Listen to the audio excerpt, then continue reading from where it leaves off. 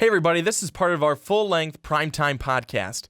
You can check it out on BlogTalkRadio, iTunes, YouTube, plenty more. I hope you enjoy.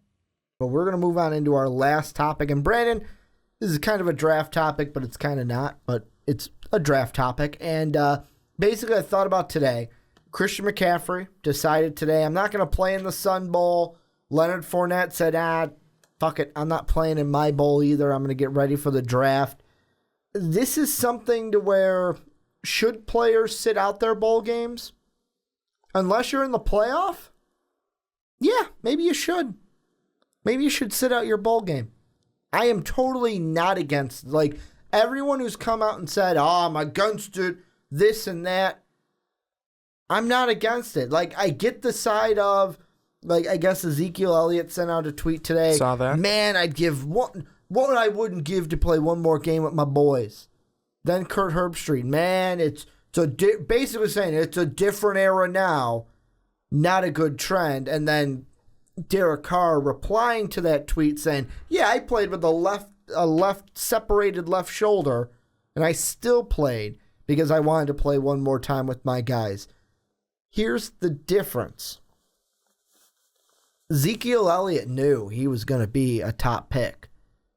Derek Carr, he could have went Derek Carr actually helped his draft stock by playing in that game. We got to see him one more time. He was a guy that could have been second round, could have been first round.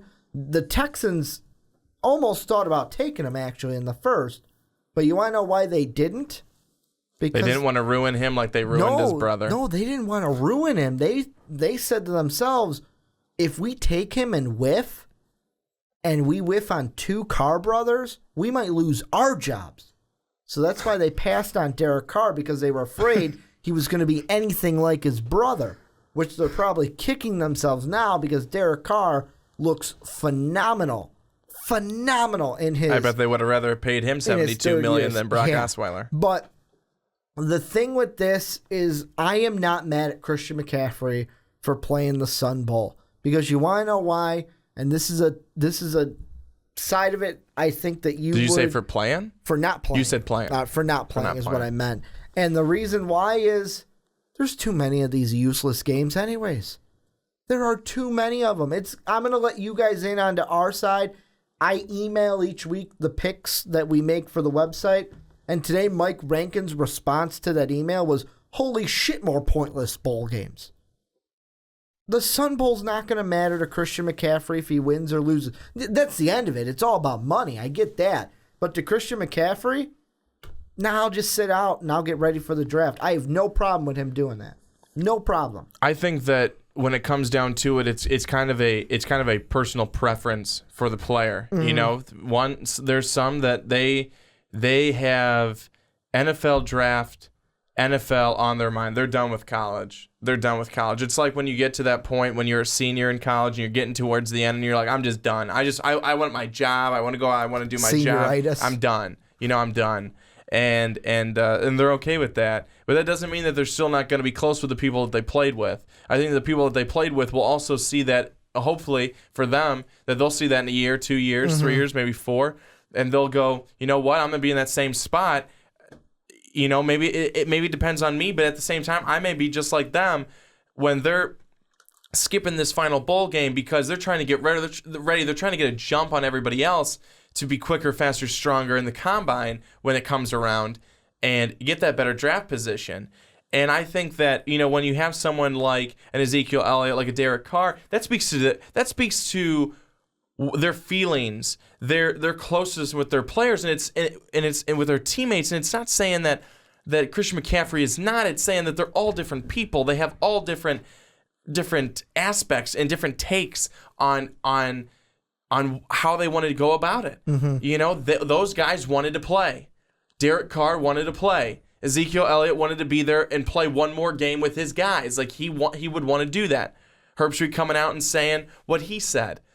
But I don't think that you can fault these guys for doing what they're doing. When I say these guys, I mean McCaffrey, I mean Leonard Fournette.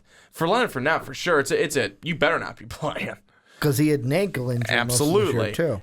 I think that sometimes we put too much stock into every single thing that these college athletes do. Oh, you did that. Oh, you didn't do that. Oh, I can't believe it. Oh, let's scrutinize them some more. They have their reasons for why they're doing the things that they're doing. And I think it makes perfect sense on both sides. I don't find a problem with it because there's not a game after. There's not a game after. You're not playing. You're not, personally. You're not, if you're Christian McCaffrey, you're not playing for another game after that. You are going to the NFL. You need to ready yourself and prepare yourself. And guess what? Maybe there should be more guys who want to do that.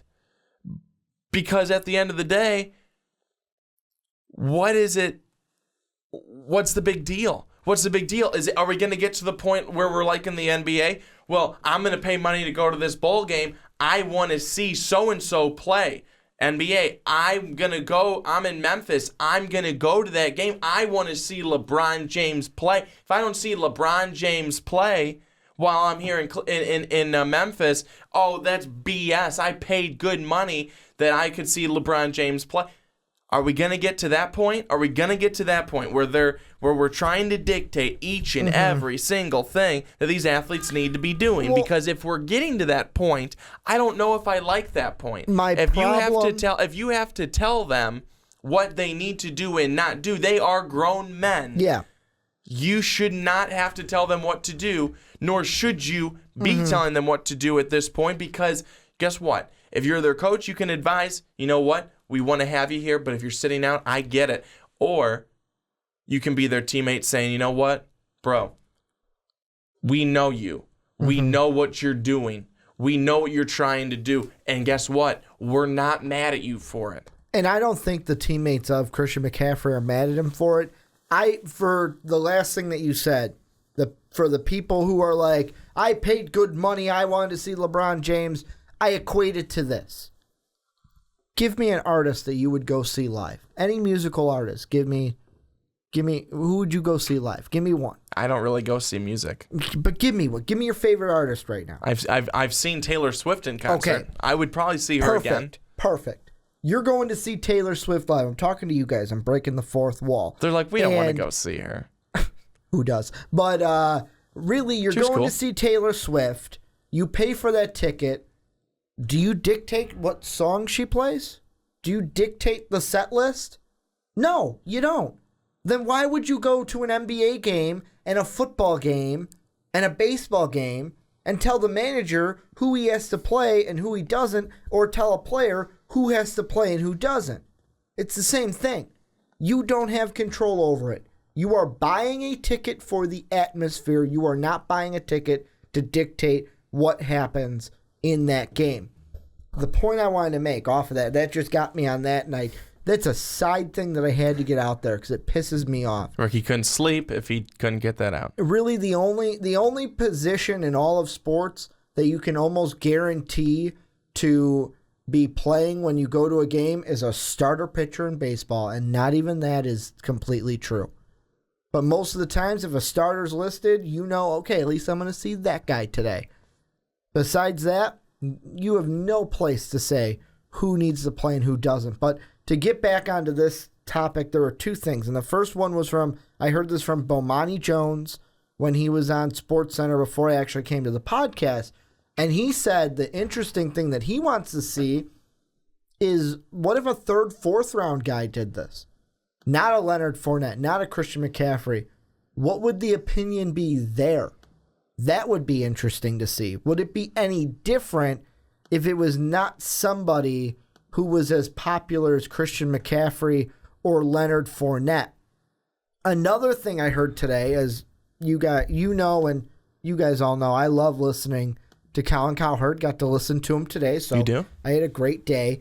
And he actually had an idea that I think would be interesting, but it would completely... I know there's smaller teams and fans of smaller teams that would be mad at this. Look at the bowl system we got. It's broken. 6-6, like we can't even fill bowl games anymore without using 500 teams. There are some where we've got 5-win teams. We don't even have enough 6-6 teams to fill bowl games. Here was his kind of blueprint, and I'm going to throw it out to you, Brandon. See what you think. He is keeping 6 bowls. Basically, the New Year's 6 is what he keeps. Because you keep the college football playoff. You keep the Rose Bowl because that's the best bowl game every year. You basically keep the New Year's 6. Those are your bowl games. Mm-hmm. You force every single team to play 9 conference games. You give them a cupcake opponent at the front, and that's your schedule. So a 10-game schedule. Players, when they're done with the season, get a little break and get to go see their families around Christmas time, and then you get your 6 bowl games. You get the 6 bowl games at the top, maybe make it a playoff kind of a situation. That's the one thing I'm throwing in there. But that's what you do. You force everyone to play a harder schedule in conference where you're playing 9 conference games. But I'll give you one throwaway game at the beginning. I'll give you that cupcake game at the beginning so that you can get ready for that conference schedule. Now, I know that kind of takes away from the big non-conference games that we see, but how many of them are good? I mean, look at Alabama USC this year. We thought that was going to be a good game. Turned out to be a butt-whooping by Alabama. How many of these non-conference games turn out to be spectacular, kicking at the end of a field goal kind of a game? So in that point, I'm not really against it. What do you think, though? 9 conference games, 1 cupcake game, only 6 bowls. I'm okay with it. I'm completely okay with it because you could probably, of those 6 bowls, they're going to be good bowls, better right? Bowl games. And guess what? They will still make the amount of money, probably, that they make in all of these other ones in these 6 if they make them good. And that's the one thing also that I thought of was the one thing that I can say, because the people who are like, oh, what about an 8-game playoff or an 18 playoff, this and that, there was part of me that's like, I don't know, I think 4 is good. The one thing that's good about an 18 playoff, that's 8 teams where none of their players are sitting out. Like the only 4 teams this year that should not have a single player sit out because they want to help their draft stock, Alabama, Washington, Clemson, and Ohio State. And honestly, I'm letting you guys in. If you notice that jump cut, forgot about Ohio State. Sorry, Buckeyes. It's because I want Michigan to be here. But yeah, those are the only 4 teams that should be not sitting any players.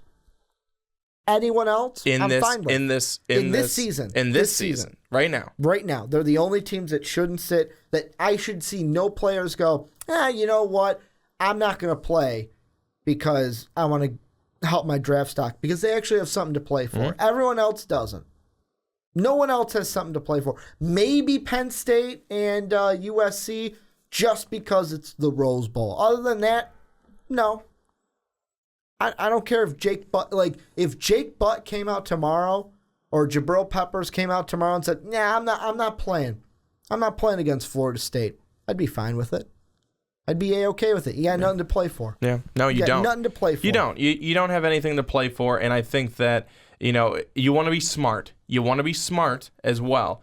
And I think that the smart thing would certainly be if you can take that last game off and you can go and try and get yourself ready better prepared for the draft.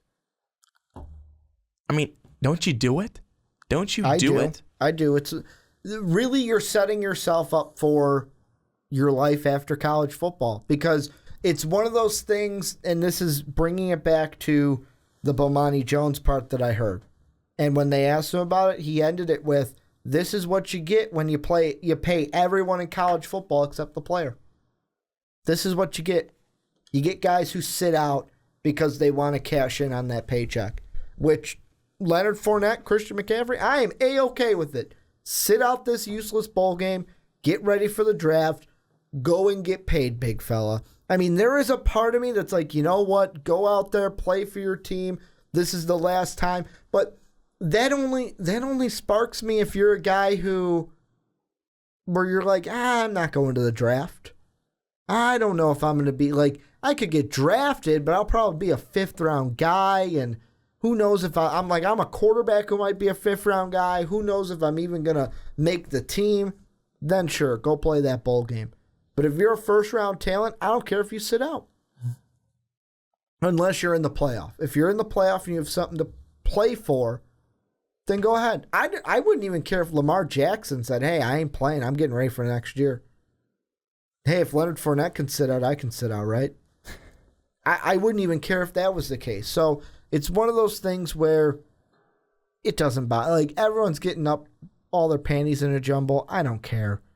I don't care if he sits out. But again, I think it's on the preference of the player, because you take a look at what we talked about at the top of this segment with Zeke and with Derek Carr, and I'll even throw in there too then with Herbie. So I think that those three guys obviously are on the side of, why are these guys not playing? It's a game, you go play it.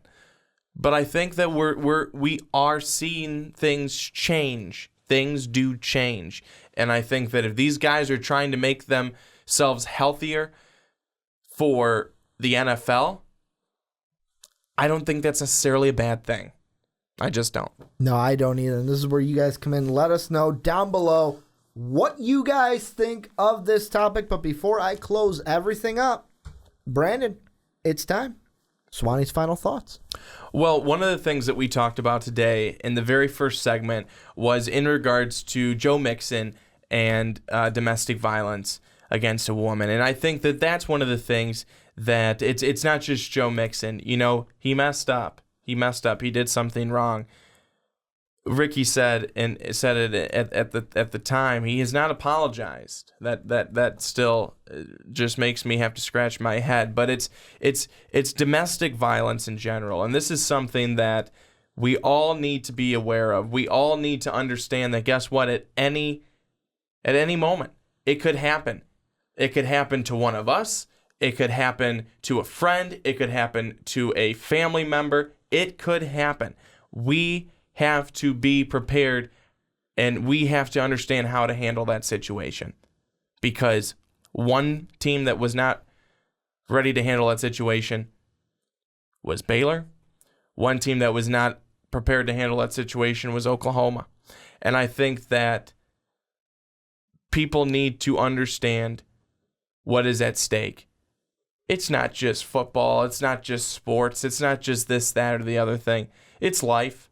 It is most usually a woman's life, and I think that the way that I was brought up, and I think that Ricky is the same way, that we are brought up to respect all people, but there's just that special place for women that you just do not treat them in an ill way. And you can get in, you can yell at each other. You can shout at each other. You can do that. Every once in a while, that happens.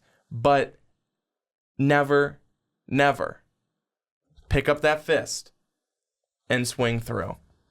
Because it doesn't look good for you.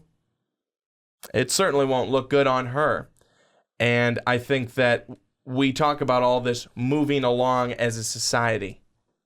Doing that, it's only going to push us backwards. Be part of the solution, not part of that problem.